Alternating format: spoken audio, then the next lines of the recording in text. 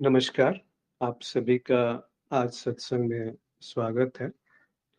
सत्संग एक अवसर है हम सबका आपस में जुड़ने का और यहाँ पर हम आध्यात्मिक विषयों पर बात करते हैं। कुछ प्रश्न आए हैं, वहाँ से शुरुआत करेंगे और यदि किसी को कुछ बीच में कहना है तो वो अनम्यूट करके कह सकते हैं या फिर लिख करके संदेश भेज सकते हैं।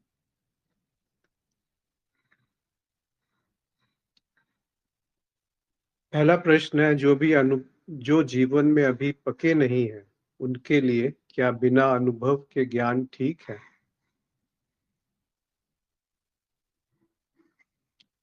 बिना अनुभव के ज्ञान नहीं होता। जब हम ज्ञान की बात करते हैं तो उसमें अनुभव पे ही हर ज्ञान आधारित होता है। जैसे आपने कुछ देखा तो उसकी संबंधित जो जानकारी मिली, वो आपकी स्मृति में अंकित हो गई, उसको हम ज्ञान कह सकते हैं। या कुछ पढ़ा, कुछ सुना, तो वो सारे अनुभव के क्षेत्र में ही आते हैं। तो आप पूछ रहे हैं कि जो जीवन में अभी पके नहीं है उनके लिए क्या बिना अनुभव के ज्ञान ठीक है?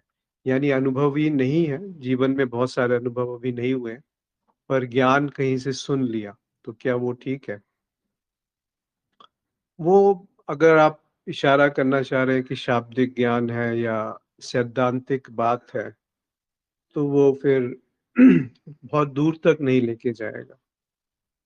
तो जो बात अनुभव यानी सीधी आपने जान ली, जिसको हम अपरोक्ष भी कहते हैं, जहाँ कोई माध्यम नहीं है। जैसे आपने पढ़ लिया कि गुड़ मीठा है, पर जब उसका अनुभव किया कि हाँ, वास्तव में गुड़ की डली जो है वो मीठी होती है, तो वो अनुभव और ज्ञान दोनों एक साथ समाहित हो गए, एक साथ जुड़ गए, तो वो ज़्यादा गहरा हो जाता है। तो इसको अगर हम अध्यात्म के संदर्भ में देखना चाहें, तो ये कहा जा सकता है कि जब भी कुछ आप पढ़ें, सुने, देखें, उसको सत्यापित भी करें साथ-साथ कि क्या ये जीवन की सच्चाई है? क्या ये वास्तविकता है? क्या ये असल बात है? या ये उनकी सच्चाई है जिन्होंने इसको कहा है? तो बिना अनुभव के ज्ञान उचित नहीं है और अनुभव से ही सारा ज्ञान आता है, पर सब कुछ अनुभव है ये बात भी ठीक नहीं। यानी कि कुछ ऐसा भी है जो अनुभव से परे है, जिसे हम अनुभव में नहीं आँक सकते, जिसे हम अनुमान में भी नहीं आँक सकते, जिसे हम तर्क से भी नहीं बांध सकते। तो कुछ ऐसी चीजें भी हैं जो अनुभव जहाँ पर पूरी बात नहीं बता सकते। तर्क का वहाँ उपयोग करना पड़ता है, अनुमान का उपयोग करना पड़ता है। बट कुछ ऐसा भी है कि जहाँ पे अनुभव और तर्क भी नहीं पहुँच सकते। सब कुछ अगर हम समझे कि हम अनुभव से ही ठोक पीट करके ही जानेंगे, तो वही सत्य है मेरे लिए, तो वो बात भी फिर ज़्यादा दूर नहीं जाएगी। तो सब तरह से थोड़ा सावधान रहने की आवश्यकता है कि जब हम अध्यात्म की तरफ अग्रसर होते हैं, तो वो वहाँ पर अनुभव क्या है? अनुभव का अर्थ कई बार ऐसा भी समझा जाता है कि मुझे कोई विशेष अनुभूति हो जाए, विशिष्ट कुछ अनुभव हो जाए, तभी मैं मानूँगा कि ये बात सही है। फिर वो एक अलग चक्र शुरू हो जाएगा। तो थोड़ा सावधान रहिए और कहा जाए सरल शब्दों में तो कॉमन सेंस जो है उसका उपयोग करना चाहिए। अध्यात्म में प्रपंच शब्द का उपयोग किस आशय से किया जाता है? यानी प्रपंच क्या है? प्रपंच का जो शाब्दिक अर्थ है, वो है जो पंच तत्व हैं या पंचभूत हैं, उनका जो खेल चल रहा है उसको प्रपंच कहते हैं। दूसरा प्रपंच का अर्थ है जो सच नहीं है, एक नाटक है जिसको रचाया जाता है अपनी बात सिद्ध करने के लिए, उसको भी प्रपंच कहते हैं। क्या मन से मुक्त हो सकते हैं?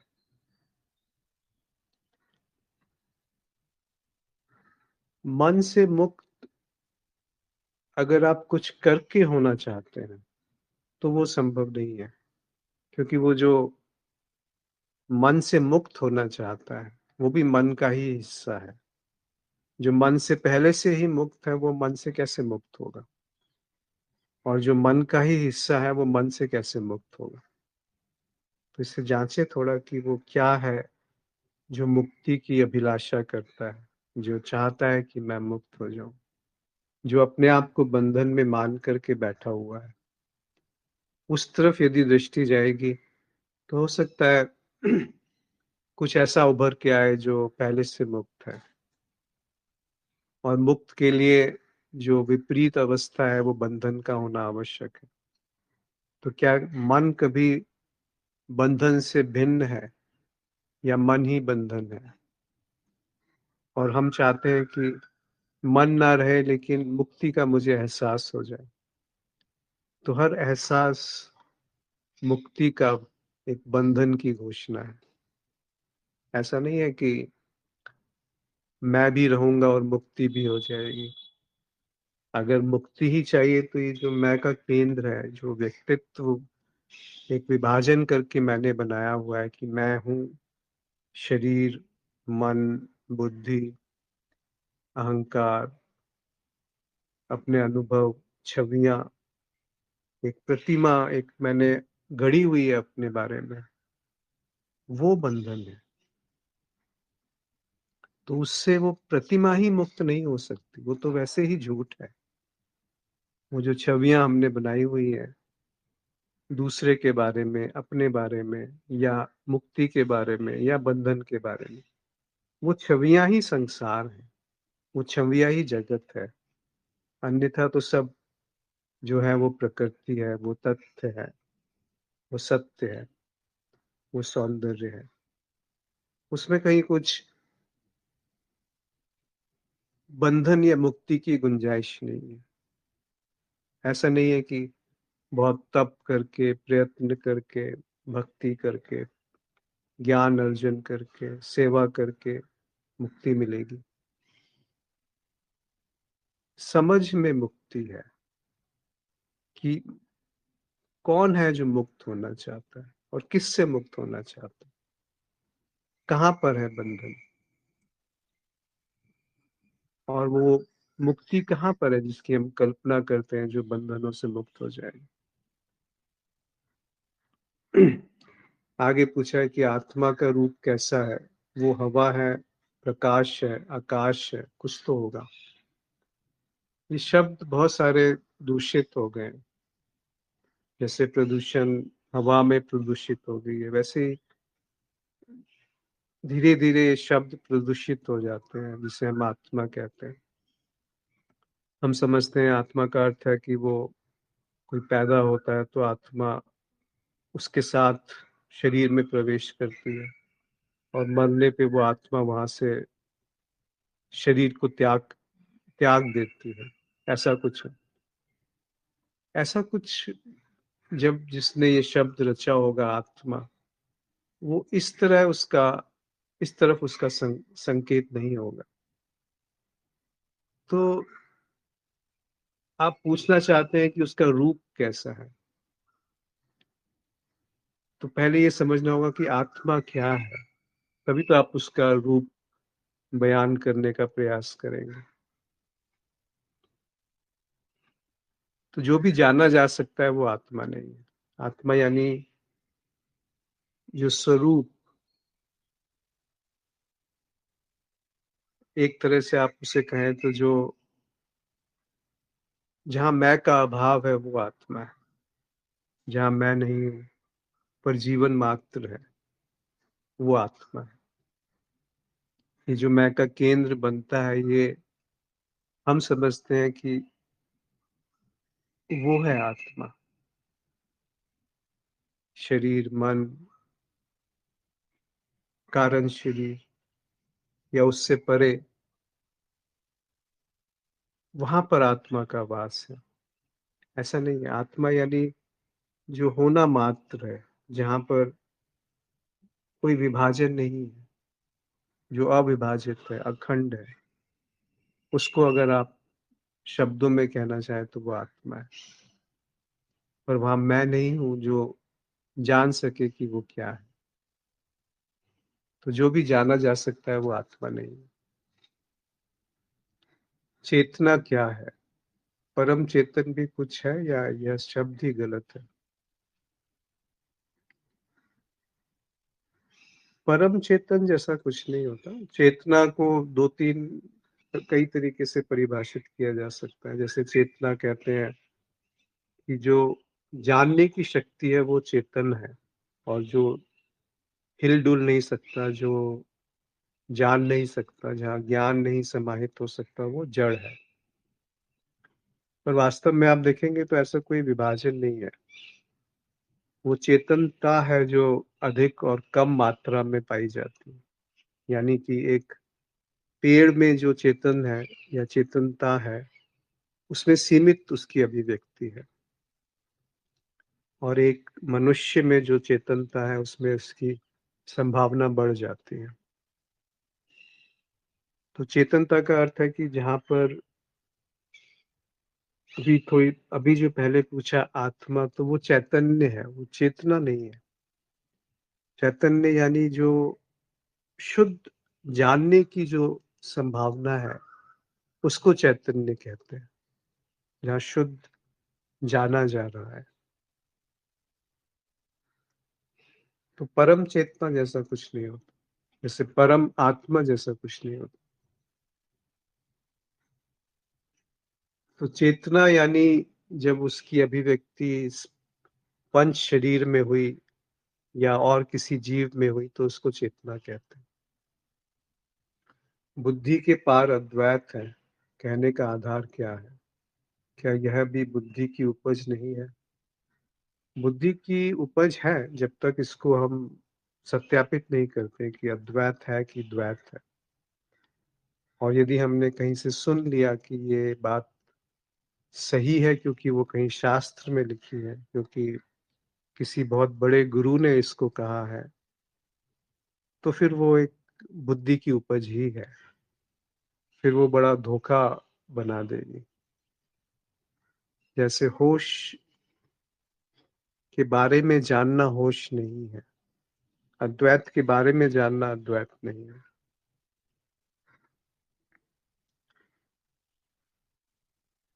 एक भ्रम पैदा कर देगा कि मैं अद्वैत को जानता हूँ। अद्वैत को बुद्धि से नहीं जाना जा सकता, पर अद्वैत क्या नहीं है वो जाना जा सकता है। कि अद्वैत दो नहीं है, ये भी तो नकारात्मक रूप से ही अद्वैत शब्द का को कहा गया है कि दो नहीं है। तो ये दो कौन है जो दो नहीं है कहा जा रहा है? एक मैं और एक मेरे द्वारा होने वाला अनुभव, ये दो नहीं है। ये मौलिक विभाजन है, ये मौलिक विकल्प है, जिसमें हम एक का चुनाव करते हैं, या तो दृश्य का या दृष्टा का। पर अद्वैत यानी ये बात ही झूठ है कि ये दो है। तो आप बुद्धि का उपयोग करके एक सीमा तक पहुंच सकते हैं, पर फिर वो बुद्धि ही उसमें एक अवरोध बन जाएगी। यदि हम समझे कि हम बुद्धि से अद्वैत को जान जाएंगे, तो बुद्धि की सीमा देखना ही अद्वैत का प्रकट होना है। कि यहाँ दिख गया कि इसके आगे बुद्धि नहीं जा सकती, तो आप पाएंगे कि जो रह गया वो अद्वैत है। उसको नहीं हटाया जा सकता, उसको लाया भी नहीं जा सकता, उसको देखा नहीं जा सकता बुद्धि के माध्यम से। और कोई माध्यम भी नहीं है बुद्धि के सिवा जिससे हम उसे जान सकें। कहने के लिए अपरोक्ष बात कही जाती है, पर अपरोक्ष का अर्थ होता है जहाँ कोई माध्यम नहीं है, जहाँ कोई बीच में नहीं है, जहाँ कोई इंद्रियां नहीं है। तो वो तो अखंड हो गया, फिर वहां कोई अनुभव भी नहीं है, और कोई उस अनुभव को जानने वाला भी नहीं है। पर इसका तात्पर्य ये नहीं कि वहां कुछ नहीं है। वो जो जहाँ इन सब का अभाव है, वही सबसे भरा पूरा है। जैसे आकाश, आकाश को आप जानने चाहेंगे तो कैसे जानेंगे, कैसे उसकी व्याख्या करेंगे?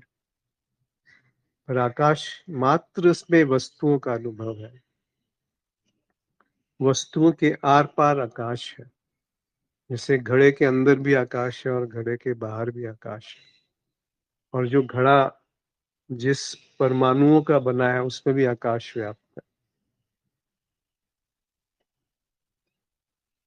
जब मिट्टी थी तब भी वो आकाश में ही था और जब घड़ा बना तो आकाश हो गया। आकाश में ही था। आकाश हटा देंगे तो अनुभव नहीं रहेंगे। और अनुभव है तो मैं का एक केंद्र भी वहां बनेगा कि मैं इसको जान रहा हूं। और वो मैं का केंद्र अपने आप को मान लेता है कि मैं अनुभव कर रहा हूं। पर वास्तव में कुछ ऐसा है कि कुछ नहीं है। उस तरफ थोड़ा दृष्टि ले जाइए। अस्तित्व से अलग कुछ भी तो नहीं है। इस तरह अस्तित्व का अंश होने से अंशी तक पहुंच होने की संभावना से इनकार नहीं किया जा सकता है। तो बुद्धि सहायक भी तो हो सकती है। जी हाँ, वही कहा कि बुद्धि सहायक भी है, पर उसकी एक सीमा है सहायक होने की। उस सीमा के पार अगर हम बुद्धि को उपयोग करना चाहेंगे तो फिर वो एक शाब्दिक ज्ञान बन जाएगा, एक सैद्धांतिक बात हो जाएगी। तो वो बुद्धि की सीमा वहां पर दिख गई तो बुद्धि वहां समर्पित हो जाती। और जो जीवन है वो तो पहले से ही वहां उपलब्ध है, मौजूद है, बिना बुद्धि के अब मौजूद है। जिसमें बुद्धि कम होती है तो क्या वहां पे जीवन कम है, या बुद्धि ज्यादा होने से जीवन बढ़ जाएगा? मैंने जान लिया कि मैं आत्मा हूं तो उससे कुछ अंतर पड़ने वाला है, या मैं इस बात से अनभिज्ञ हूं तो उससे कुछ अंतर पड़ने वाला है? जो है वो तो है। अगर अद्वैत सत्य है तो वो है, और नहीं है तो फिर वो सिद्ध, आप उसको सत्य नहीं बना सकते। इसीलिए जो मैं हूं उस तरफ दृष्टि ले जाइए कि वो बुद्धि किस सीमा तक उसको आप उपयोग कर सकते हैं और कहाँ जाकर के उसका समर्पण आवश्यक है। तो ये दोनों बातें एक साथ चलती हैं। जागरण यानी ध्यान, जो है जैसा है उसमें बिना छेड़छाड़ किए उसे देखना। और स्वीकार यानी जो है जैसा है वो वैसा ही स्वीकार है, जिसको हम समर्पण या भक्ति कहते हैं। तो ये ध्यान और भक्ति एक साथ एक लय में जुड़ते हैं, एक लय में चलते हैं, अलग अलग नहीं है। दोनों में से एक का भी अभाव है तो दोनों का अभाव है, और दोनों में से एक भी वास्तव में मौजूद है तो दोनों मौजूद है। दो है ही नहीं।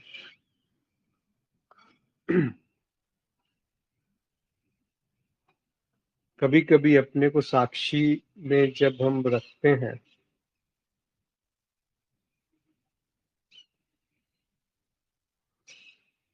और जब अपने अंदर की वासना या जलन को जब साक्षी करते हुए देखते हैं, फिर यह खत्म होने के बाद मानो ऐसा होता है कि मैं बहुत बुरा व्यक्ति हूँ या मेरे अंदर बहुत सारी कमियां हैं। इसमें कुछ सच्चाई है। जब हम अपना अवलोकन करते हैं तो वहां पाते हैं कि वहां पर पहले जो कमियां हैं वो उभर के आती हैं। तो आप थोड़ी देर भी आंख बंद करके नहीं बैठ सकते, क्योंकि आपको अपने अंदर बहुत सारी बुराइयां दिखने लगती हैं। पर यहाँ एक त्रुटि है कि साक्षी की कोई साधना नहीं है कि जब हम अपने आप को साक्षी बना करके देखते हैं, फिर तो वो मौलिक भूल हो गई शुरू में ही। तो समझ की आवश्यकता है कि साक्षी क्या है और साक्ष्य क्या है। मतलब देखने वाला क्या है और जो दिख रहा है वो क्या है। जब इस तरफ दृष्टि जाती है कि जो देख रहा है और जो दिख रहा है इनमें कोई अंतर नहीं है, तो वो जो साधना नहीं होती वो समझ ही होश को प्रकट करती है। ऐसा होश जहाँ पर कोई देखने वाला नहीं है। होश की परिभाषा ही वही है, अगर आप उसे परिभाषित करना चाहें कि होश कहें, बोध कहें, आत्मा कहें, साक्षी कहें, उसकी परिभाषा ये है कि जहाँ पर कोई देखने का केंद्र नहीं है, पर दिखना भरपूर हो रहा है। कोई जानने का केंद्र नहीं है, पर जानना घट रहा है। क्योंकि जैसे ही केंद्र बनता है, वो एक विभाजन करके एक आभासीय बात वहाँ पे इकट्ठा हो जाती है कि मैं उससे अलग हूँ जिसको अनुभव किया जा रहा है। तो इस तरफ दृष्टि जाना आवश्यक है और वहाँ से फिर जो भी प्रकट हो वो शुभ है।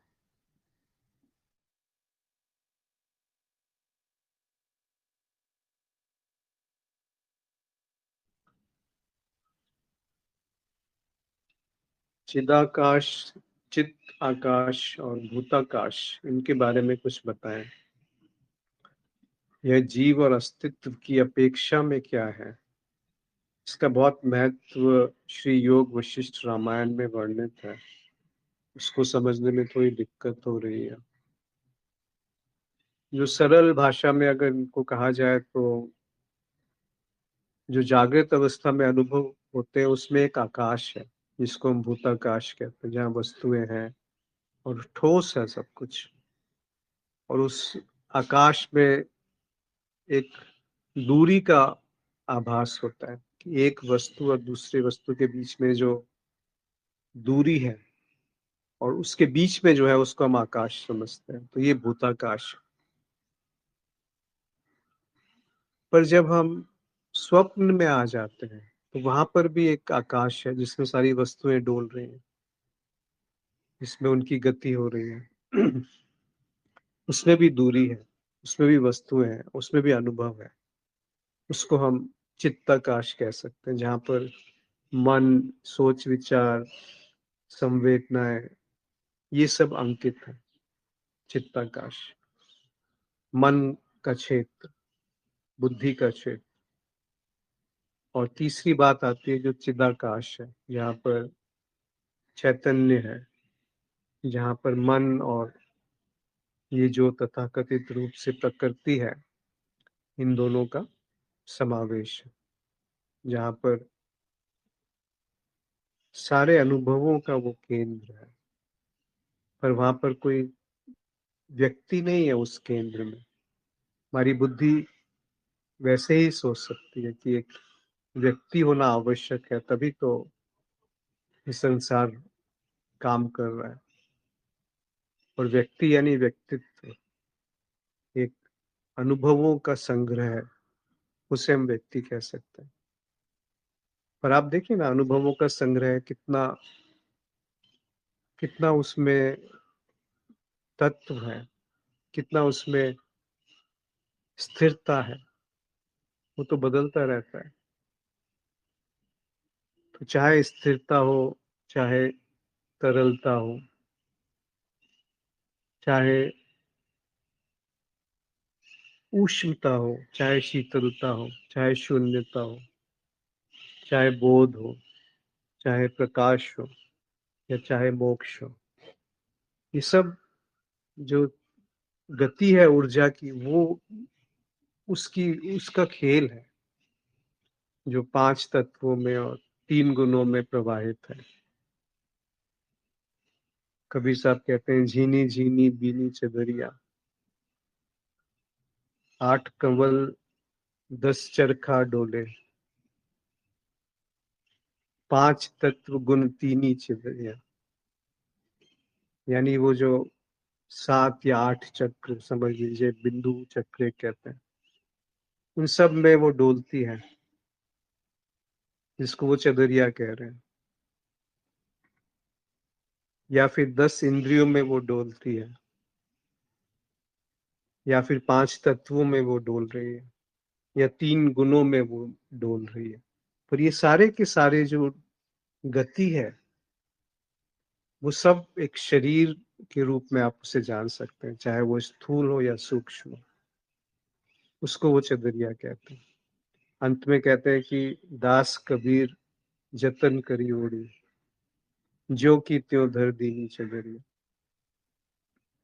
ये मौलिक बात है कि जैसी थी वैसी उसको धर दिया, और जतन से, यानी एक कला से, एक कौशल से, एक सौंदर्य से, एक प्रेम से, जैसी थी उसको वैसी की वैसी रख दिया। उससे पहले कहते हैं कि सो चादर सुर नर मुनि ओढ़े, ओढ़ी मैली कर दीनी चदरिया। चाहे वो देवता हो, मानव हो या ऋषि हो, जिन्होंने भी उसको ओढ़ा या मैं समझ करके ओढ़ा कि मैं देवता हूँ, ऋषि हूँ, मनुष्य हूँ, तो वो मैली हो गई चादर। तो बहुत सूक्ष्म इसकी बात है कि जो चिदाकाश है वो कोई ऐसा नहीं है जो बुद्धि में समा जाएगा। जो बुद्धि का आधार है वो बुद्धि में कैसे समाएगा? इसीलिए सांकेतिक रूप से उसे चिदाकाश कहते हैं। जहाँ पर होश है, जहाँ पर बोध है, जहाँ पर चित्त और भूताकाश का जो आधार है, ब्रह्म, प्रकृति और पुरुष का जो आधार है।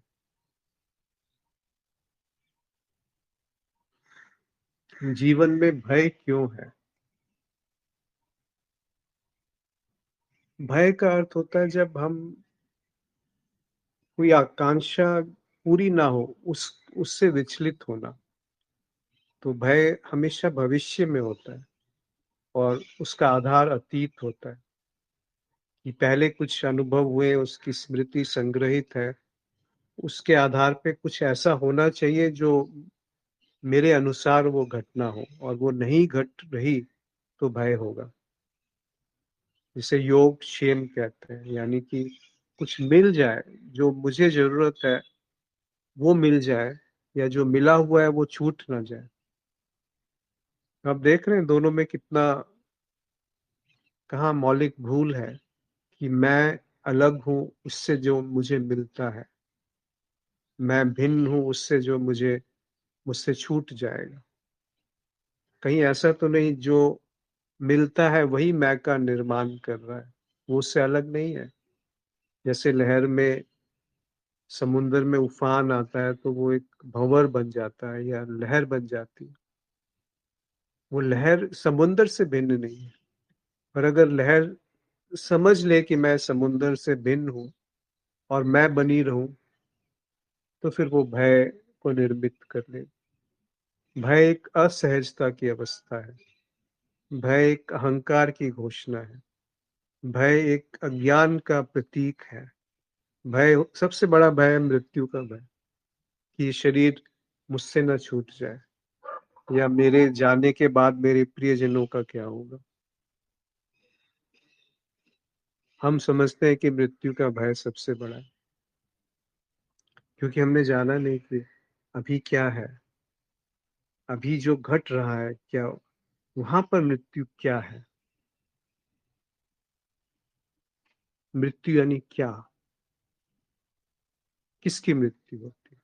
ये जो शरीर था ये तो अलग अलग तत्वों से, जो पहले अलग अलग थे वो जुड़ करके एक केंद्र में आ गए तो शरीर बन गया। किससे बना शरीर? माँ बाप के जो पेट में एक स्पर्म और ओव्यूम का जो एक सेल था, उससे, अन्न से बना है ये शरीर। जो माँ ने भोजन खाया, हवा पानी, उससे वो शरीर की संरचना हुई। और वो 2.5-3 किलो का शरीर अब 60-70-80 किलो का हो गया।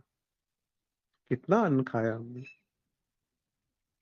और इस शरीर के विघटन से हमें डर लगता है, क्योंकि हम समझते हैं कि हम शरीर हैं। उस उस छोटे से जो अणु में, जहाँ पे वो माँ के पेट में था, उससे पहले क्या था? जीवन। क्या उससे पहले जीवन शून्य था ही नहीं। ये मृत्यु के बाद जीवन शून्य हो जाएगा, रहेगा ही नहीं। क्या है जीवन? तो भय को देखें कि कौन भयभीत हो रहा है, बिना उसकी निंदा स्तुति किए। ना उसको सहारा देना है कि ये सच है, ना उसकी निंदा करनी है कि ये झूठ है। जैसा है वैसा उसको देखना, ज्यों की त्यों धर दी नीचे दरिया। जैसा है वैसा है उसे देखा गया, और वो क्या है जो उसे देख रहा है और देख करके भयभीत हो रहा है। अगर आप मौलिक दृष्टि से देखें तो सबके पीछे एक कामना है, भय के पीछे एक कामना है, मैं के पीछे एक कामना है। हर एक जगह आप मौलिक बात पे जाएंगे तो एक कामना में बात आके रुक जाएगी। इच्छा, वासना, उसका क्या स्रोत है जो वासना जहां से उत्पन्न हो रही, वो कहाँ पे उसकी तुष्टि होती है। जहां उसकी तुष्टि हो रही है, क्या वो उससे भिन्न है जहां वो तथाकथित रूप से प्रकट हुई थी? क्या उसमें कुछ दूरी है? तो भय मिटने लगेगा, सहज रूप से। मिटाना नहीं है, मिटने लगेगा। समझ, ना समझी में भय है, और समझ के प्रकट होने से भय का नाश है। कहा जाता है कि ध्यान करना नहीं है, यह तो अपने आप घटित होता है। लेकिन कई महापुरुष ध्यान की विधियां बताते हैं समाधि में पहुंचने के लिए। समाधि में पहुंचने के लिए ध्यान आवश्यक है या नहीं? ध्यान, कहीं पहुंचने के लिए ध्यान करेंगे तो फिर वो बहुत दूर तक बात नहीं लग जाएगी, वो फिर कुछ आपको हासिल जरूर हो जाएगा। वो एकाग्रता है, वो ध्यान नहीं है। ध्यान तो मौलिक बात है जहां पर आप, जैसे अभी आप सुन रहे हैं तो सुनने में ध्यान है। अगर जो कहा जा रहा है उसमें ध्यान है, तो ध्यान तो मौलिक मूल बात है जिसमें कि होना मात्र ही ध्यान है। पर हमारा ध्यान इधर उधर लिप्त हो गया है। जैसे कभी किसी दृश्य में डूब गया, कभी किसी छवि में डूब गया, विचारों में डूब गया, कभी बदलते हुए आकारों में डूब गया, रूप में डूब गया, कहानी में डूब गया, आकांक्षाओं में डूब गया, कामनाओं में डूब गया। तो सब जगह ये ध्यान चितर बितर हुआ है, बिखर गया है। इस बिखरे हुए ध्यान को वहां से देखना कि ये बिखरा हुआ है, उस ध्यान को अपने स्रोत की तरफ केंद्रित कर देगा। वो जो स्रोत जहां पे ध्यान घट रहा है बिना किसी ध्यानी के, अगर ध्यान करने वाला है तो फिर वो बात अधूरी हो गई। फिर तो एक प्रयास हो गया, एक लक्ष्य हो गया, कहीं जाना हो गया, कहीं पहुंचना हो गया। फिर समाधि को भी आप देखेंगे ना, समाधि का अर्थ क्या होता है? सम्यक बोध। जहां पर सम्यक रूप से बोध है, उसे समाधि कहते हैं। तो सम्यक ध्यान ही समाधि है। वो कोई गतिविधि नहीं है, कुछ करना नहीं है, कहीं पहुंचना नहीं है। पर ये जो पहुंचने की आकांक्षा है, इसको यथावत देखना है। इसकी निंदा नहीं करनी कि ये गलत है, ऐसा नहीं होना चाहिए। बस वो तथ्य के रूप में जब प्रकट है तो सत्य दूर नहीं है। सत्य यानी ध्यान, सत्य यानी समाधि, सत्य यानी आत्मा, सत्य यानी होश, बोध। आप कोई भी शब्द उपयोग कर सकते हैं, अद्वैत। ये सारे शब्द उस एक की तरफ संकेत है जहां पर विभाजन नहीं है, ध्यान और ध्यानी का, ज्ञान और ज्ञानी का, कर्ता और कर्म का, दृष्टा और दृश्य का, साक्षी और साक्ष्य का, अनुभव करता और अनुभव का, पुरुष का और प्रकृति का, मेरा और जो मेरा अनुभव है उसका, मैं और तू का, मैं और शरीर का, शरीर और मन का। ये सारे विभाजन समाप्त है। तो ध्यान वो जहाँ पे कुछ ध्यान करने वाला नहीं है, या ध्यान वो जहाँ केवल ध्येय रह गया, ध्यान ही नहीं रहा। तो जो रह गया वहाँ ध्यान सहज पाया जाएगा। उसे लाने की जरूरत नहीं है, उसे कुछ प्राप्त नहीं करेंगे। अगर आप एकाग्र होकर ध्यान कर रहे हैं तो फिर वो सिर दर्द कर देगा, वो खुद एक अवरोध बन जाएगा ध्यान के घटने में, समाधि के घटने में। समाधि ऐसा नहीं है कि वो आती है और जाती है। संबोधि, सम्यक बोध समाधि है। वो बोध जहाँ कोई अलग केंद्र नहीं है उस बोध को जानने वाला।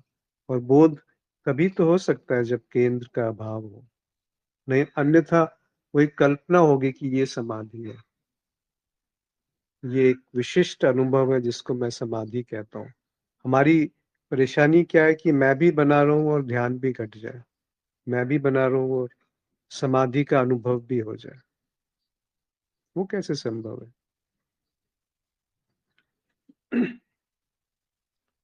जब बोध होता है तो क्या होता है? क्या उस बोध का कोई अनुभव करता होता है? वो अभी बात करी, जो बोध यानी होश, ऐसा होश जहाँ पे कोई होश में आने वाला ना हो, ऐसा बोध जहाँ पे कोई ज्ञान नहीं है, पर ज्ञान का अभाव भी नहीं, क्योंकि ज्ञानी नहीं है। क्योंकि ज्ञानी और ज्ञान में कोई भेद नहीं है, कोई विभाजन नहीं है, वो बोध है।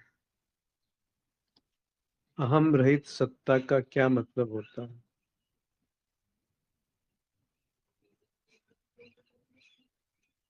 वो धरातल जहाँ पे अहम प्रकट होता है और टिकता है और विलीन हो जाता है। वो धरातल अहम के बिना भी संभव है। जैसे एक सागर में एक लहर उठती है, लहर में कुछ बुलबुले उठते हैं, तो वो बुलबुले जब उठने से पहले भी सागर है, उसके होते हुए भी सागर है, और जब वो विलीन हो गया तब भी सागर है। तो ऐसा ही अहम है कि वो बीच में अपना एक केंद्र बना करके अपनी एक सत्ता बना लेता है कि मैं हूं, मुझे देखो, मैं हूं, मेरी उपलब्धियों को देखो, मेरे मान को देखो, मेरे सम्मान को देखो, मेरे रिश्तों को देखो, मेरे देश को देखो, मेरे ज्ञान को देखो, मेरी समाधि को देखो। ये सब मैं है। इस मैं को जब पता चलता है कि ये मैं आभासीय है, रमन महर्षि कहते हैं कि मानसम तु किम मानवे कृते नैव मानसम मार्ग आर्जवत। जब ये ढूंढने जाते हैं कि मन क्या है, ये अहम क्या है, किस तरीके से ये काम करता है, तो पाया जाता है कि नैव मानसम, मन है ही नहीं, मन जैसा कुछ होता ही नहीं है। यही सबसे सरल और सीधा मार्ग है। अहम अहम कुतो भवति चिन्वता अयि पतत अहम निज विचारणम। अहम को जब ढूंढने जाते हैं तो अहम का कहीं नामो निशान नहीं मिलता।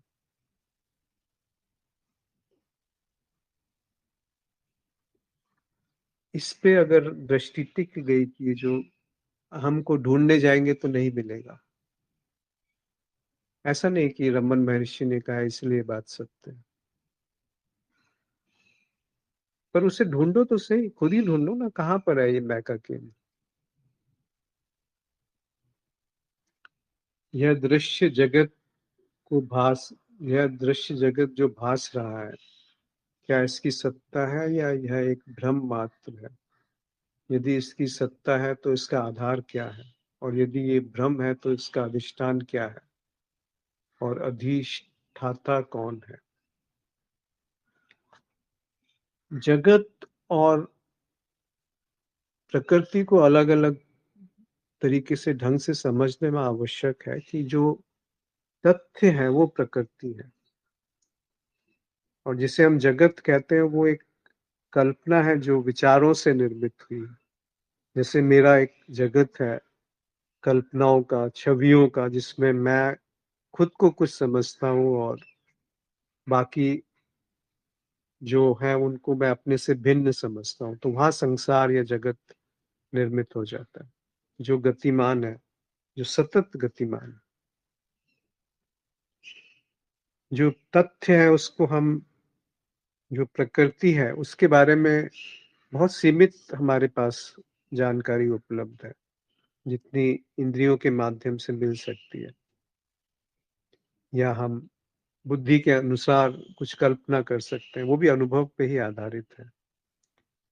पर जिसका अनुभव हो रहा है वो क्या है उसके बारे में हम किसी निष्कर्ष पे नहीं आ सकते कि ऐसा ही है, ऐसा नहीं कहा जा सकता।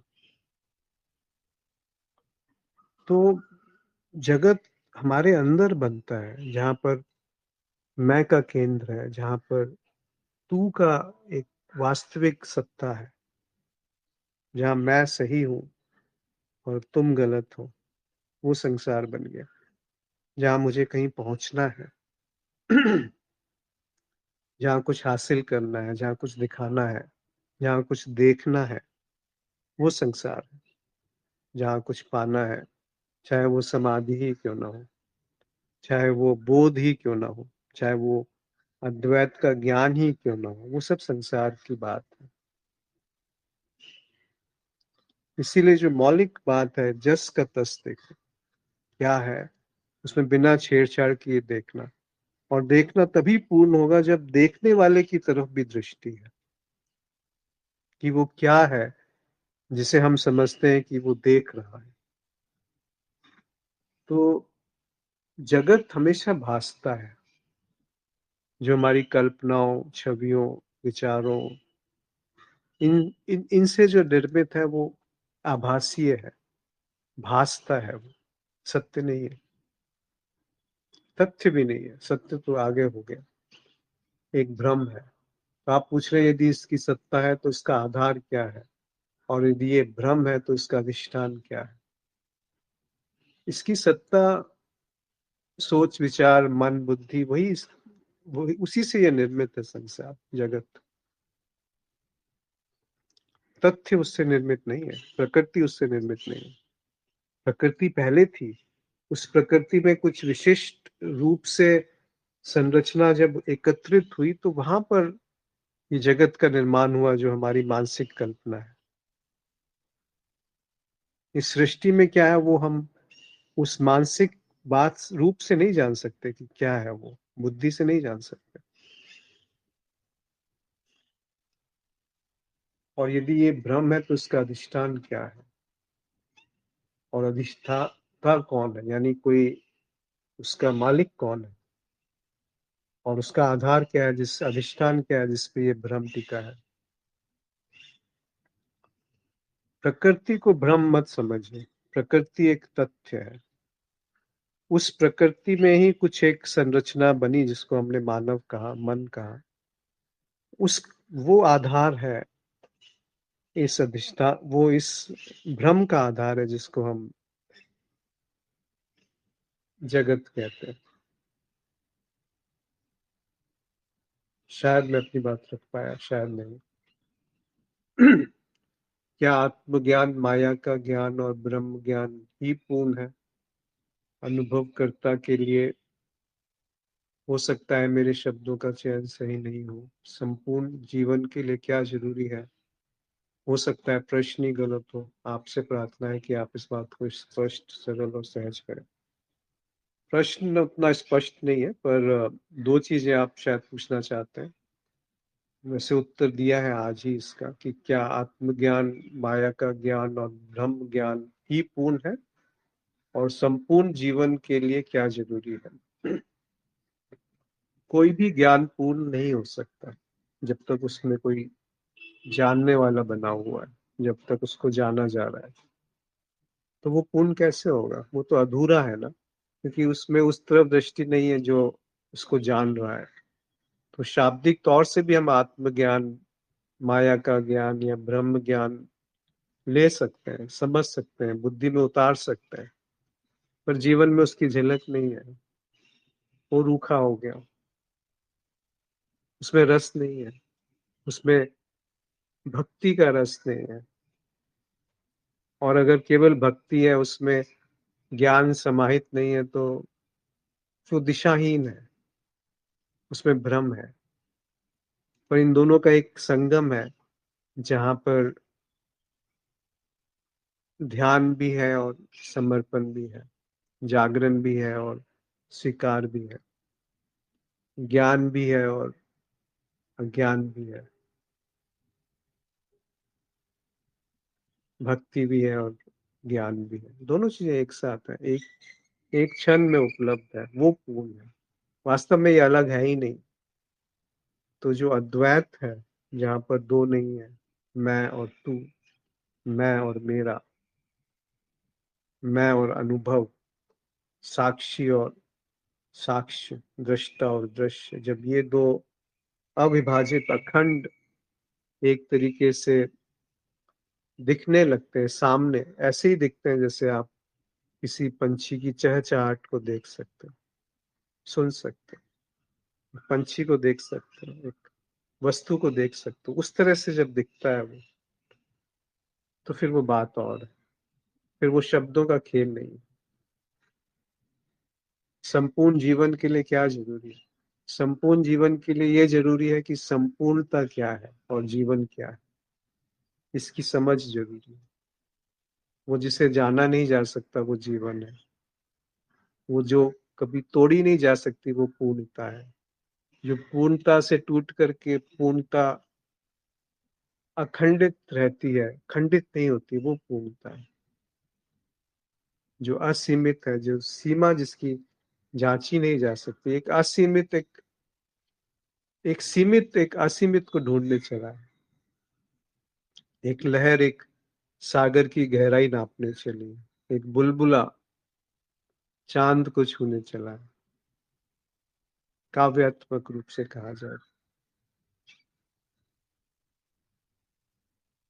माधुरी जी ने पूछा है कि क्या भाषित जगत का आधार मैं नहीं कह सकते? बिल्कुल, मैं ही तो उसका आधार है। मैं नहीं, वो वाला मैं नहीं जो जिसको अखंड आप मैं की बात कह रही है।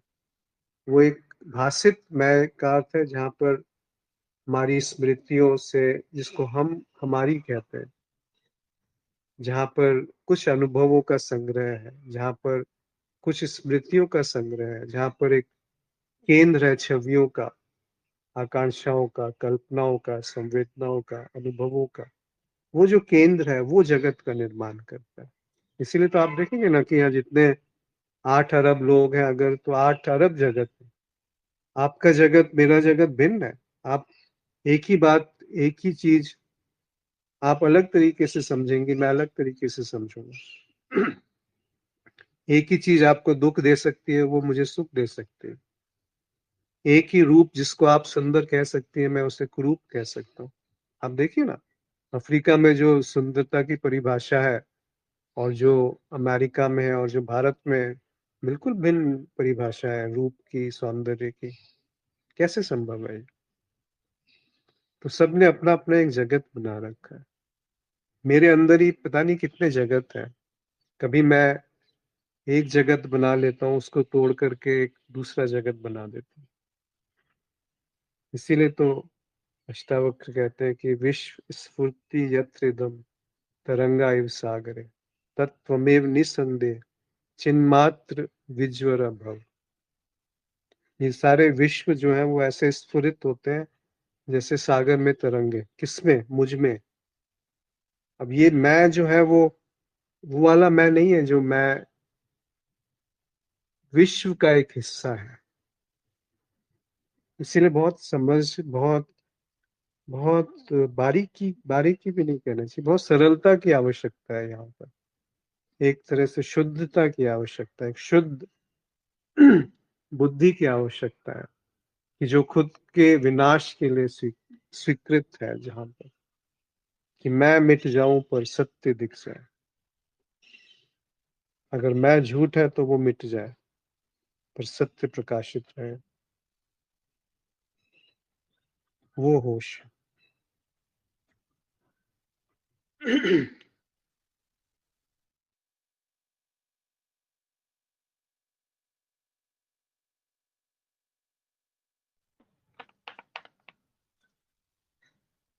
एक और कमेंट लिखा है माधुरी जी ने कि जीवन की संपूर्णता को देखने से पहले जो उसे जीने वाला है उसे देखने जाए तो कौन है जिसे जीवन की संपूर्णता को तलाश रहा है, उसी में जीवन की संपूर्णता प्रकाशित हो जाएगी। जी।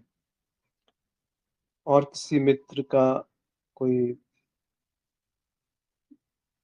कोई भाव, कुछ कहना चाहते हैं, कुछ रखना चाहते हैं अपनी बात?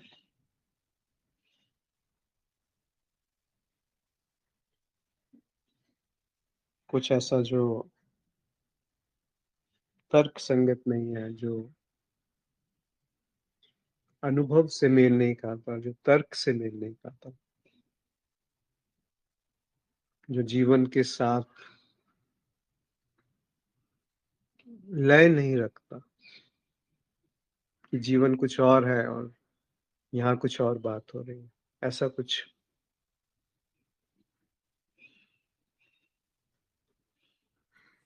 जी नमस्कार जी। जी नमस्कार। सभी को नमस्कार। जी जी। एक बात जो मुझे समझ नहीं आती है कि जैसे ही ध्यान और समाधि की बात आती है ना, तो आप लोग सभी घोर विरोध में खड़े हो जाते हैं। करना, समाधि नहीं करना, इसके ध्यान नहीं करना, उसके पीछे क्या रीजन है, लॉजिकली और प्रैक्टिकली? नहीं, यहाँ किसी चीज का विरोध नहीं है। यहाँ पे जो कहा गया वो अनुभव से कहा गया कि भाई ऐसा दिख रहा है। इसका अर्थ ये नहीं कि जो कहा जा रहा है वो सच है। हो सकता है ये जो कहा गया बिल्कुल झूठ है, और जो बात समाधि की है वो बात सत्य हो। मैं इस बात को नकार नहीं रहा। मैं ये कह रहा हूँ कि जो अभी मुझे दिख रहा है उसमें कोई भी प्रयत्न समाधि की ओर, समाधि से दूर ले जाएगा, ये कहा गया। समाधि गलत नहीं कहा गया, उसके लिए प्रयास करना भी गलत नहीं किया कहा गया, शुद्ध करना भी गलत नहीं कहा गया, वो सब करा गया। पर ये अंतिम बात है, जो एक समाधि का अनुष्ठान जो है वो समाधि में आने के लिए बाधा है। जैसे अष्टावक्र भी कहते हैं कि तुम्हारा जो समाधि का अनुष्ठान है वही सबसे बड़ा बंधन है। तो ये बात उनको उनको उद्घाटित करके नहीं कही जा रही कि उनका सहारा लेके इस बात को कहा जा रहा है।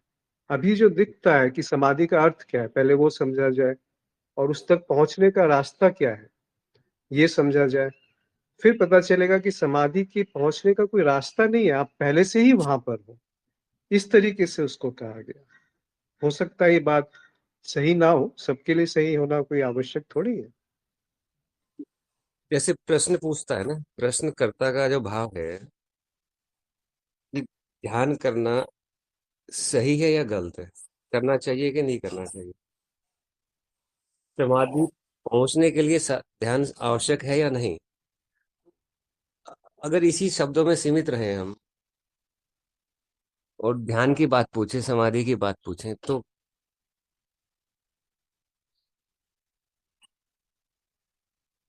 जी। नहीं, स्पष्ट कीजिए क्या पूछना चाह रहे हैं। मैं नहीं पूछना चाह रहा, प्रश्न पूछना चाह रहा है।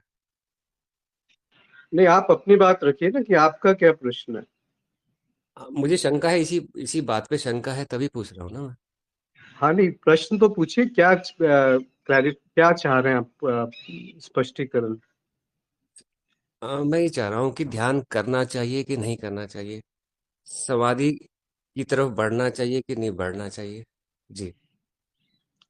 वही तो कहा अभी कि ध्यान करना चाहिए, इसके लिए कोई मनाही नहीं है, पर ध्यान करने में अगर ध्यान करने वाला बना है तो वो ध्यान जी। नहीं है। अगर आप ध्यान को हम समझे कि हम करके उस तक पहुंच सकते हैं तो उसको सम्यक ध्यान नहीं कहा जा सकता। वो शुरुआत के लिए ठीक है, एकाग्रता है कि मैं हूं और मेरी दृष्टि आप एक तरफ टिकी हुई है, तो वो आपके भाव एकाग्र। जी, आपके भाव बता रहे हैं कि ध्यान करने का विधि सही होना चाहिए ना। जी। नहीं नहीं नहीं, विधि है तो फिर वो ध्यान नहीं है। विधि का अर्थ होता है बहुत सीमित चीज होगी ना। देखिए, ध्यान का अर्थ है कि जो मौलिक बात है, जो होश है वो ध्यान है, जो होना मात्र है वो ध्यान है। अब ठीक है। उस होने मात्र में मेरी कोई भी गति, छोटी से छोटी गति, उसको हम्म। बाधित करती है। मेरा ठीक है। होना मात्र ही वहां पे एक बाधा है, ठीक ये है। कहा जा रहा है। तो ठीक अगर है। आपने कोई लक्ष्य बना लिया या कोई विधि बना ली या कोई हम्म। ध्यान करने वाला बना लिया, तो वो ध्यान नहीं है, इसकी बात कही जा रही है। वो ध्यान नहीं है ये बताना चाह रहे हैं आप, है ना? हाँ जी, हाँ जी। जी। सम्यक ध्यान करना। नहीं है वो। शुरू में आपको व्यवहारिकता के लिए बहुत सहयोग दे सकता है कि आपको अ, ध्यान से गाड़ी चलानी है, ध्यान से बात करनी है, ध्यान से अपने संबंधों में व्यवहार करना है, पैसा कमाना है, सहूलियत जुटानी है, सुविधाएं, उसमें ध्यान बहुत उपयोगी हो सकता है। पर जिस जी ध्यान जी। की हम बात कर रहे हैं कि जहाँ पे आप इस अन्वेषण में लगे हैं कि ध्यान क्या है, जहाँ पर ये अन्वेषण है कि ध्यान करने वाले के बिना क्या ध्यान संभव है? क्या ध्यान बिना करने वाले के हो सकता है? या ध्यान कुछ ऐसा है जिसमें करने वाले की आवश्यकता ही नहीं है, वो सहज ध्यान है। फिर वहां कोई प्रयास नहीं है, कोई लक्ष्य नहीं है, कोई गति नहीं है, कहीं जी जाना नहीं है, कहीं पहुंचना नहीं है। वो सहज, जैसे जी। सांस सहज है, आप सो रहे हैं तब भी सांस चल रही है, वैसे ही वो ध्यान है कि जो आप नहीं भी हैं तब भी वो घट रहा है। इस तरीके से कुछ कहा गया।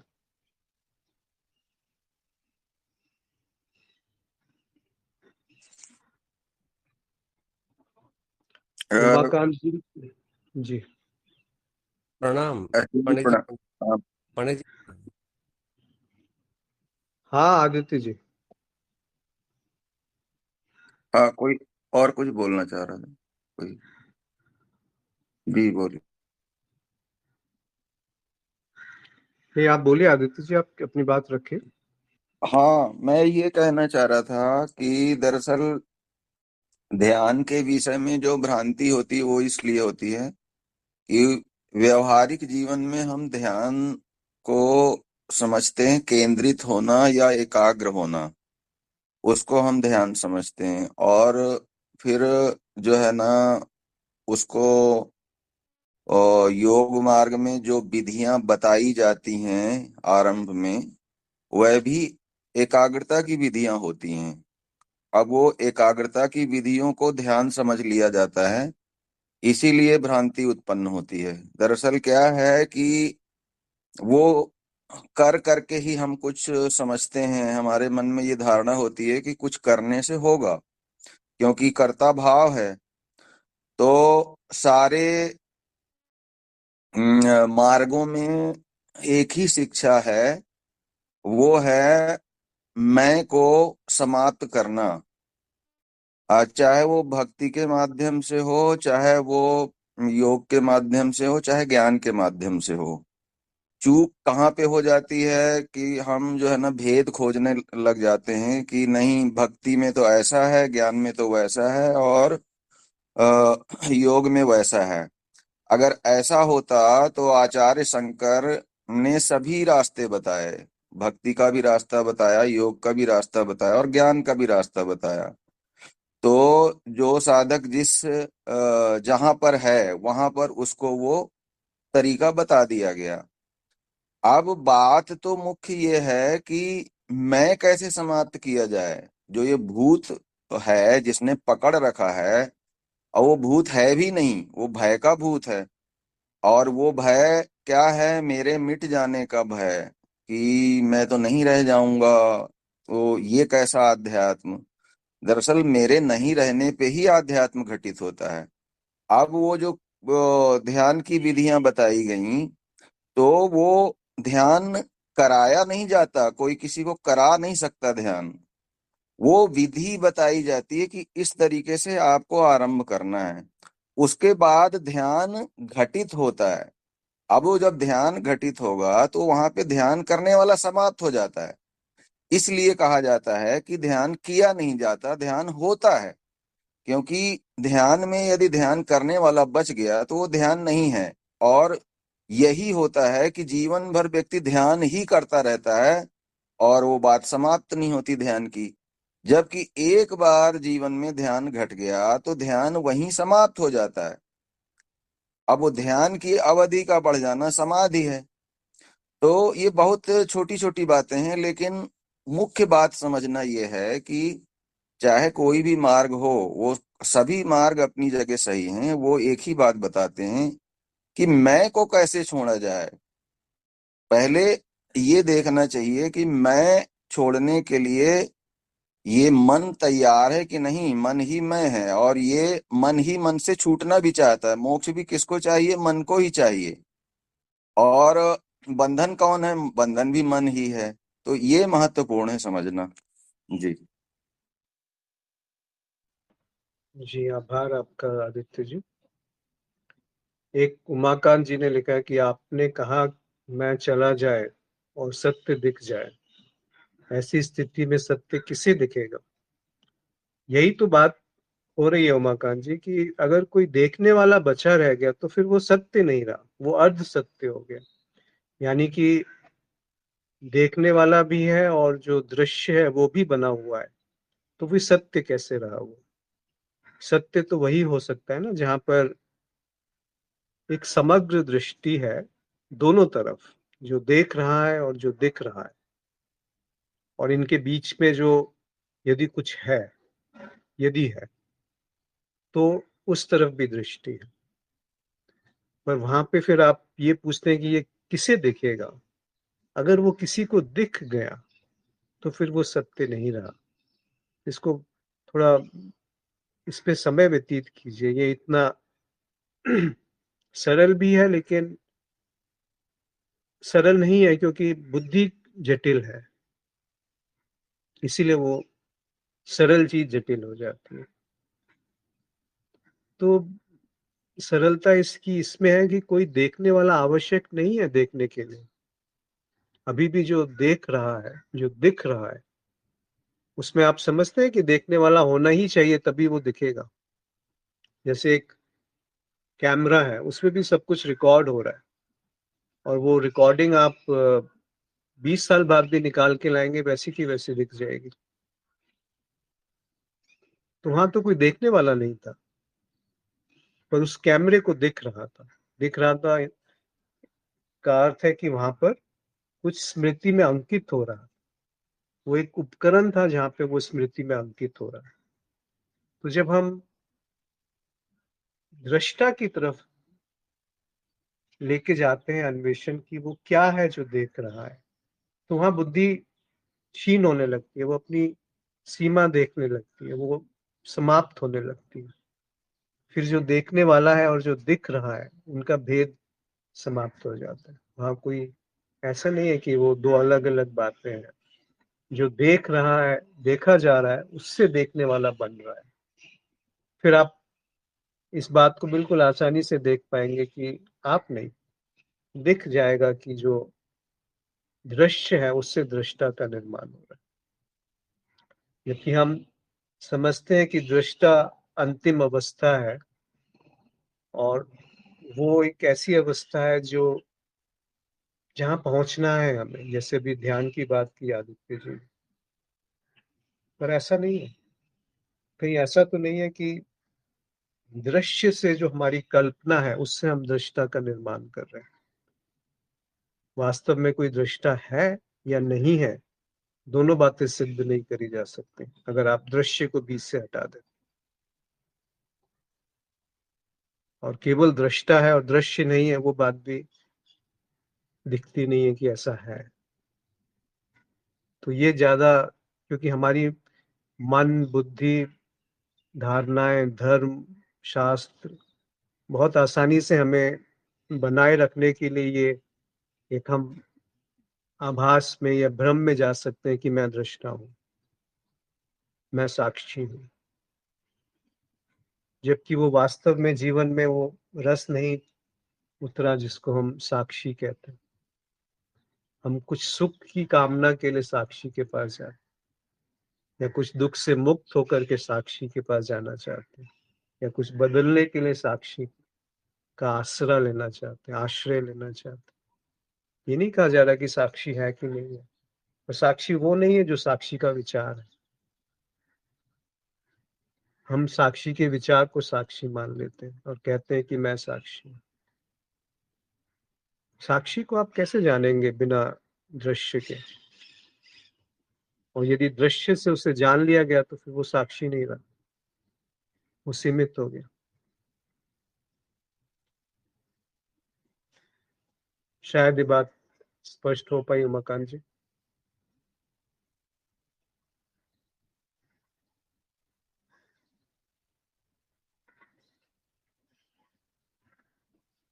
और कोई मित्र?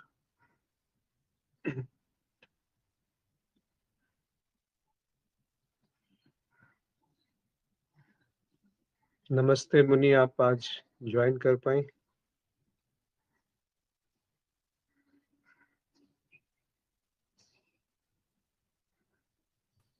नमस्ते अश्विन। हाँ, आज मैं उठी थी तो देखा आपका सत्संग चल रहा है, सोचा सुन लिया जाए। बहुत अच्छा लग रहा है। हमारा सौभाग्य कि आप जुड़े। अरे thank you, my pleasure actually.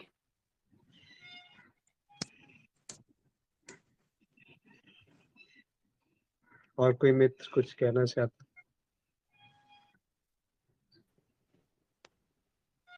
जी, सभी को प्रणाम। माधुरी बोल रही हूँ। जी। कैमरे का जो उदाहरण आया उस पर थोड़ी सी बात कहना चाहूँगी कि वो बहुत अच्छा उदाहरण है।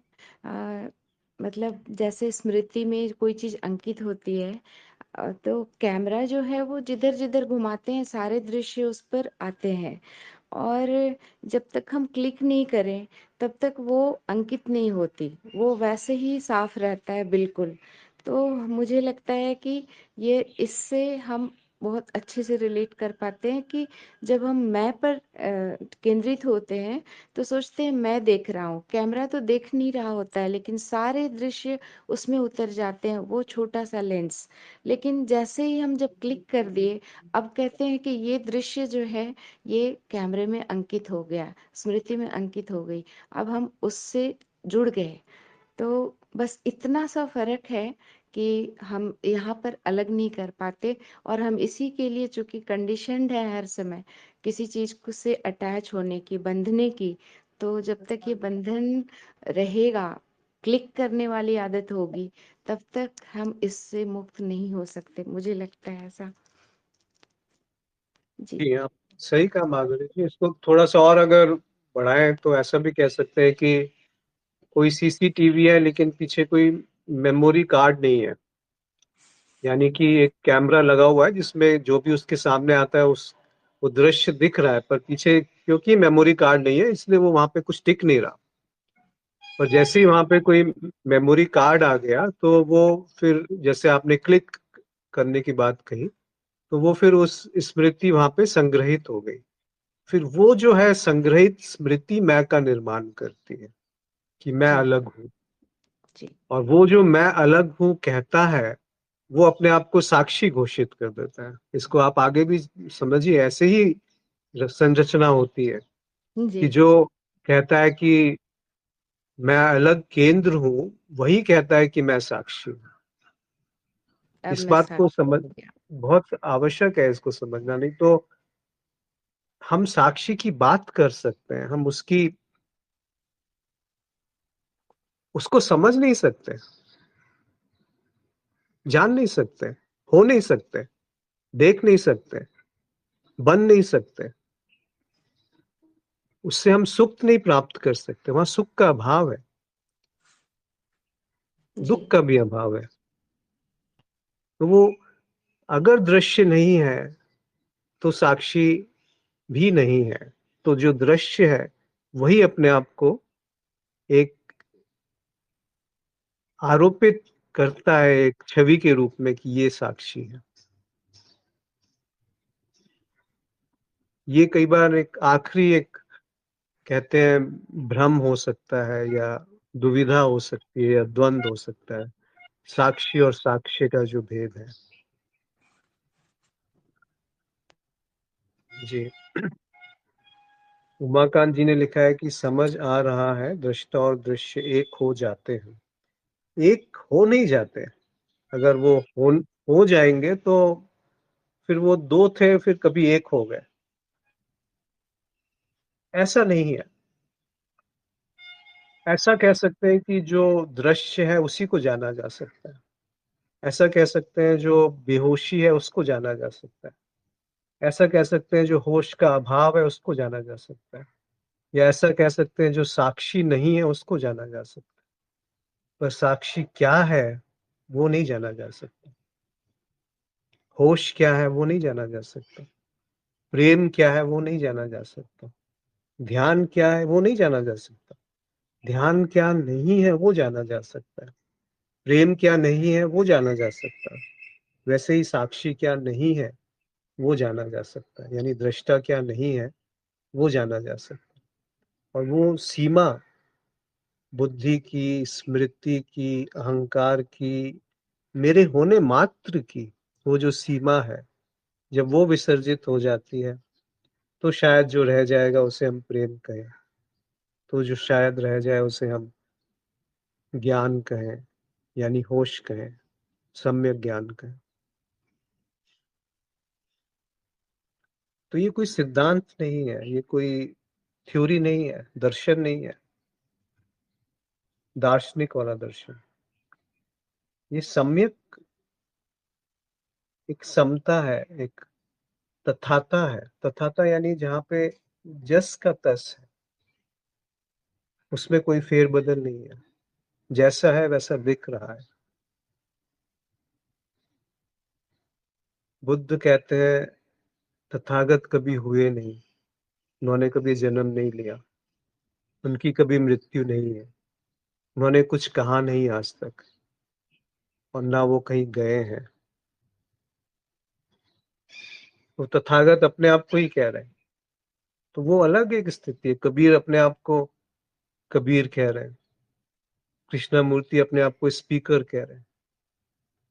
ये क्या है? ये वो मैं नहीं है, ये वो दृश्य नहीं है, ये उस तरफ इशारा है जो दृश्य से पार है और दृष्टा से पार है, जो अद्वैत है।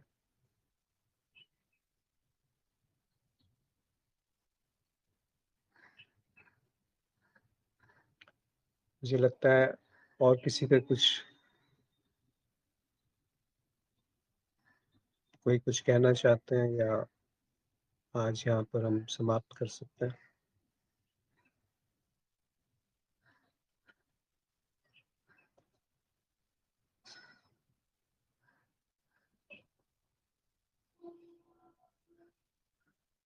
आप सभी का आभार।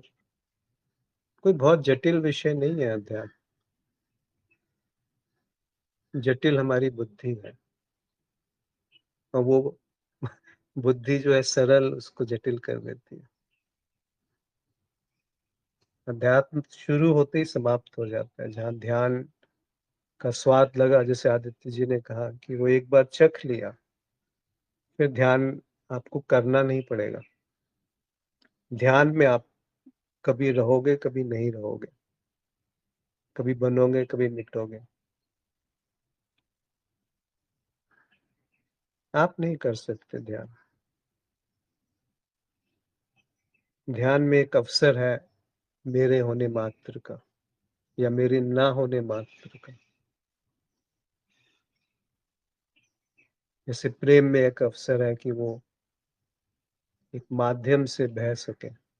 हम कैसे प्रेम कर सकते हैं? वो क्षमता ही नहीं है।